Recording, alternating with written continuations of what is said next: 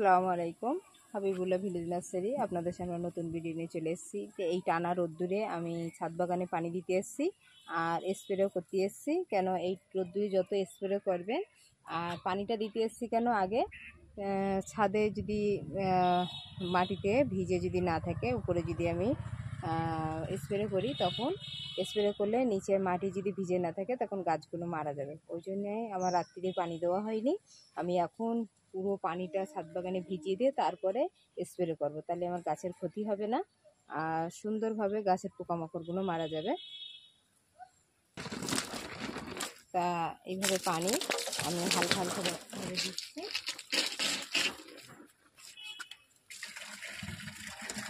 পানিটা প্রচুর গরম হয়ে গেছে, প্রচুর রোদ্রের থেকে যদি আমি পানি না দেই আর এইভাবে যদি আমি স্প্রে করা হয় তা পুরো আমার গাছ পুরো নষ্ট হয়ে যাবে।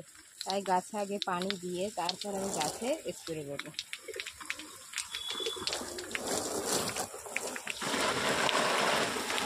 কিছু কিছু জায়গায় সব মাটি ভিজে নেই, এই জন্য আমার অবশ্যই দেওয়া দরকার। আর স্প্রেটা করবো আমি গাছে পানি দেওয়ার পরে 10 মিনিট পরে আমি গাছে স্প্রে করবো। কারণ গাছে যে পানি আমি দিয়েছি তার গাছের উপরে সব পানি আছে, এই পানিতে ভিজে যদি এইভাবে আমি স্প্রে করি তাহলে আমার পুরো বিষটা যে আমি গাছে পোকামাকড়ের জন্য মারবো, পোকামাকড় আক্রমণ করছে, তখন আমার পানি ছেড়ে যাবে। আর প্রচুর রোদ, দেখেন এত রোদ্দুরে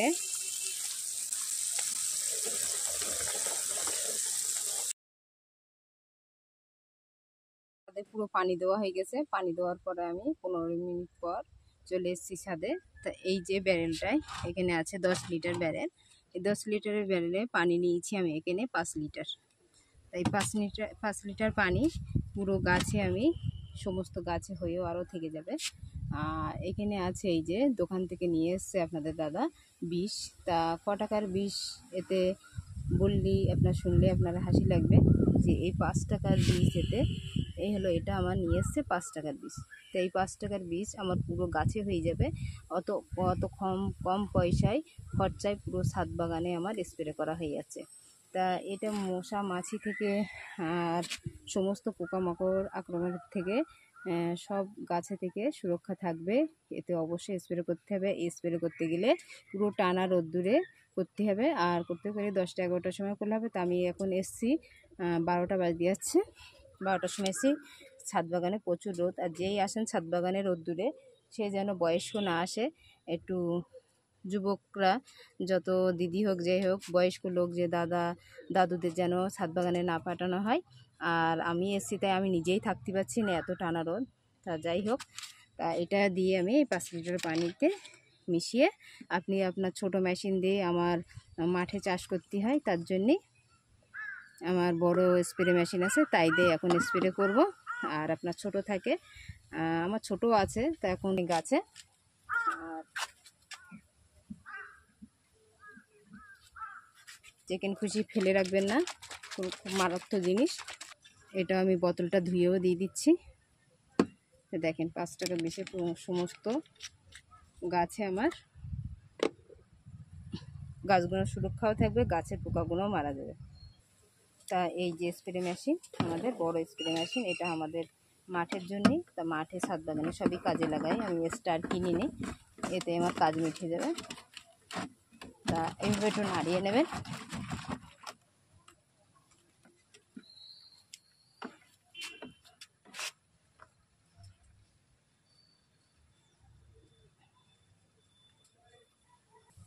আর স্প্রে আমি করি না, আপনাদের দাদা করে। তা আজকে আমি বলছি আপনাদের সাথে শেয়ার করব বলে, আপনাদেরকে দেখাবো বলে, যে ওই জন্যে আজকে আমি ছাদ বাগানে স্প্রে করতে এসেছি।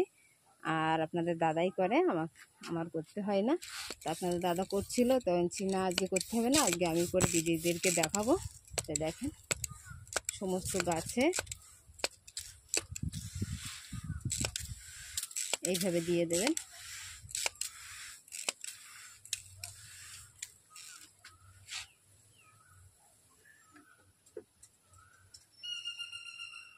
গাছটায় 5টা 6টা লেবু ধরেছে, আর এর পাতা থেকে নতুন শাখা আবার বার হয়েছে।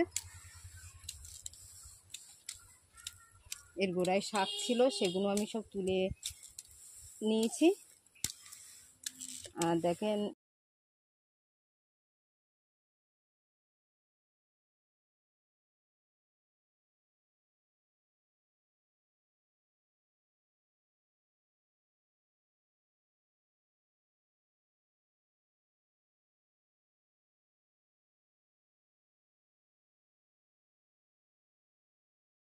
লেবু গাছেতে, বেগুন গাছেতে, যে কোনো সবজি গাছে আপনি, ঝাল গাছে, সব গাছে স্প্রে করতে পারেন।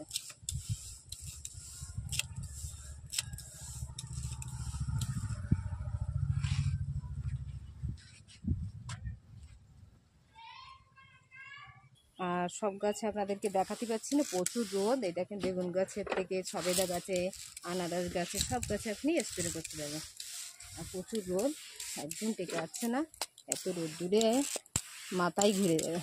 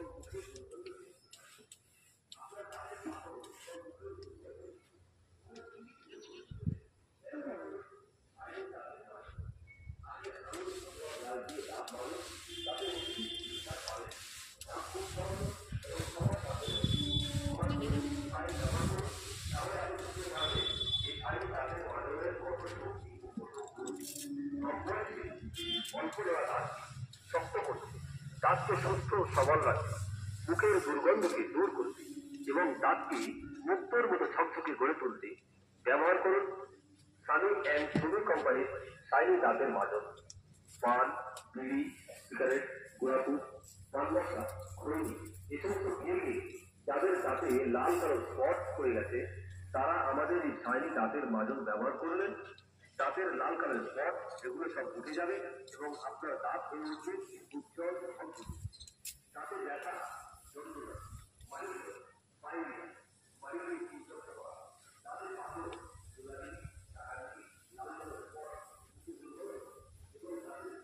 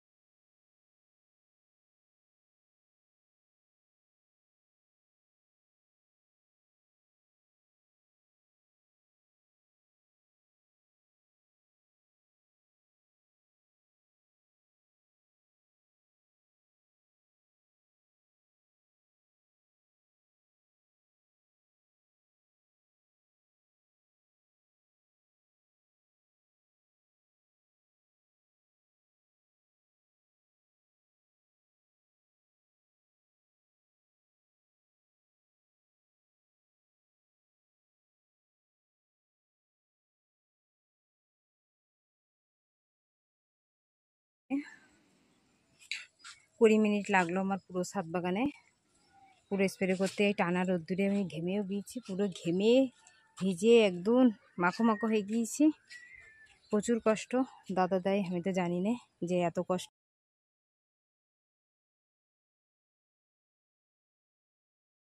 যাই হোক, পুরো পানি দেওয়া কমপ্লিট হলো আর স্প্রে করা। আর এই রোদ্দুরে প্রচুর রোদ। আর আরেকটা জিনিস গাছে কিভাবে দেবেন সেটাও আপনাদের বলে দিচ্ছি। এই যে আমি এখানে নিম পাতা, নিম খোল বলে, আমি নিমের যে পাতা ছিল সেইটা আমি পানিতে দিয়েছিলাম, ভিজিয়ে পচিয়ে পুরো রোদ্দুরে শুকিয়ে দেখেন কত সুন্দর। এই যে, আর এখানে আছে ডিমের খোলা। আমি ডিমের খোলা আপনাদের মিক্সারে পেস্ট করে কত সুন্দর দিয়ে গাছে দেখিয়েছি। আর এগুলো আপনি যে সবজি খোলার উপরে সেগুলো এইভাবে দিয়ে আপনি জৈব সার আপনার তৈরি হয়ে যাবে। এতে আছে কলার খোলা, এই দেখেন শুকিয়ে গেছে সব কিছু, দেখেন পুরো গুঁড়ো গুঁড়ো হয়ে গিয়েছে। আর এতে টানা রোদ্দুরে পুরো শুকনো আছে। আর বেশিরভাগ এই যে এইগুলো আপনি এই পোকামাকড়, এইটা হলো তেতো, নিম পাতা তেতো মানে পোকামাকড় আক্রমণ করতে পারবে না। এগুলো গাছের গোড়ায় এইভাবে দিয়ে দেবেন যতটা পারবেন। ফল গাছে দেবেন আরও বেশি ভালো হবে। আপনার যদি বেশি থাকে সব গাছেই দিতে পারেন। তো আমি এখানে শুধু ফল গাছে দিচ্ছি, এখানে আমার এখানে অল্প আছে ওই জন্যে।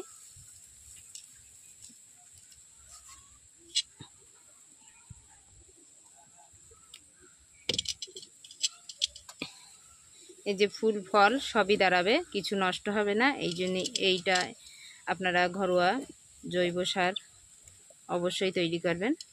আর এই নিম ফুলের মতন কাজ হয়।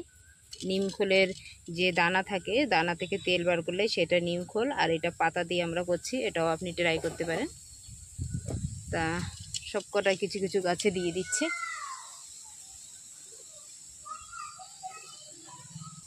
আর এদিকে যে পুরো এটাই বেডটাই পুরো জৈব সার তৈরি করছি। আর বেডটা পুরো তৈরি হয়ে গেলে সমস্ত গাছেও দিতে পারবো। আর এটা ডাইরেক্ট আপনি কোনো গাছও যখন পচে যাবে তখন এতে বসাতে পারবেন।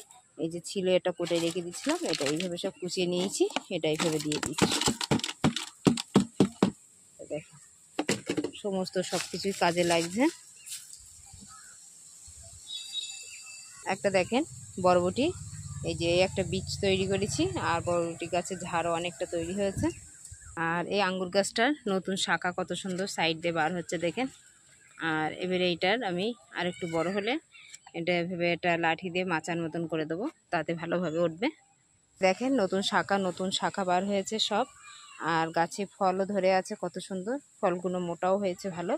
দেখেন 6খানা ফল, এখানে মালটা লেবু 6খানা দাঁড়িয়ে আছে। এখন 6খানাতে কটা বাদ যাবে তা বলতে পারছি না। যাই হোক, আবার নতুন শাখায় নতুন পাতা আবার দেখেন।